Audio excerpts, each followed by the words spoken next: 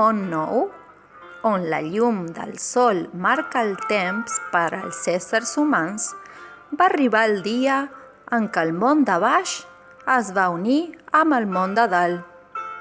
Els núvols van baixar a la terra en forma de pluja, nodrint tots els éssers vius i netejant els cors i les ments de tots.